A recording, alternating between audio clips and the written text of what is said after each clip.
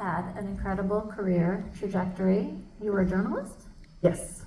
Will you tell us a little bit about how, first of all, how does that experience as a journalist help you do something like this? First, I just want to acknowledge this is extraordinary. Thank you for having me, and I want to, also shout out to my other producers. We are four: director Denis Villeneuve, who's also a producer and writer on this film, as well as Mary Parent and Carol Boyder. I did not do it alone. I want you all to know that. Funny that you should ask about journalism, because over the past few days, a lot of people are saying, why did you get into movies? Why are you here? And I grew up watching movies. I was trying to figure out life through movies. But it wasn't something that was accessible to me as a career. So I went to college and took any and every movie class I could take, but ended up in journalism. And that was my way of embracing storytelling on a shorter format. And then my beat, when I got a bit older and had more experience, I was able to choose my beat, which was cinema. So I covered Cannes Film Festival, Telluride. And so it's not, a coincidence that I'm here. There was like that love of cinema, and then realized as I became a producer, first an assistant, then co-producer, then executive producer, and now producer, learning everything about the craft, from the bottom up. And it's been such a wonderful journey. So that's why I'm saying this is wild that I'm sitting here with you. That makes perfect sense, the storytelling aspect. I too thought I wanted to be a journalist, and then very quickly fell in love had always been in love with cinema, and it seems like a natural segue in so many ways, but it's rare. And there is, strangely, I realized as I was doing it that there are a lot of transferable skills from being a journalist. Deadlines and just getting things done, getting the impossible done. I think that's what it is. There's something about, news that you start the day, you have a story, and you have to get it, on air by 6 o'clock. That is the life of filmmaking every single day. I'm thankful for that experience. Okay, so segueing into the impossible, obviously this is an incredibly ambitious movie, like the first, but talk about some of the challenges that were specific to this movie. I think the challenge with this film was balancing Denis' vision, who's an author, director, and the large scale. And Denis is great to work with him as a producer because, he is so specific. He storyboards, the majority of the film. So we have a path, we know where we're going, and therefore we can plan, the schedule, the shoot. But it is so ambitious that, it requires a lot of planning. There's one thing, if you've seen the movie, the first scene, which occurs during an eclipse, it's all orange. That scene alone was shot in 12 different locations in 2 different countries. Because the way Denis envisioned the scene, comes from his mind, anything's possible, but there wasn't a location anywhere on this earth that reflected the monolith and the endless dunes. So anything where you see the rock formations, those are different locations within Jordan, and everything with the endless dunes was shot in UAE, in Abu Dhabi more specifically.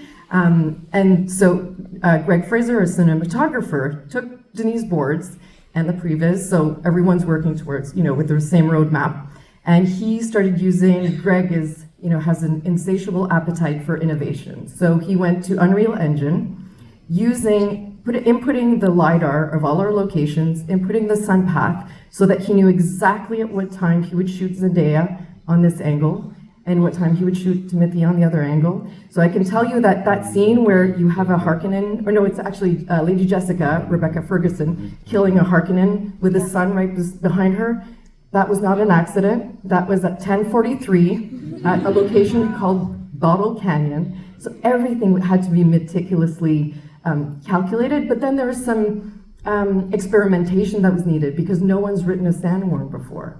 So how do you do that? And we've talked about this often, so you may have heard this before, but there was a worm unit, which was an R&D unit where, again, we had storyboards, previs, I was directing that unit. So I would get to Denis, send him the shot and be like, good, right? He's like, yeah, it's exactly like the previs, but that's not what I want. So we had to develop the language, and so that, he was so specific again. He knew that Paul Atreides was learning a new technique. So he had to be clumsy, but then you also had to believe that when he stands up on the sandworm, that, you know, he has that heroic, posture, and that you know that, okay, he learned this, and that's why he's achieving, you know, this, you know, what only the Fremen can do, essentially.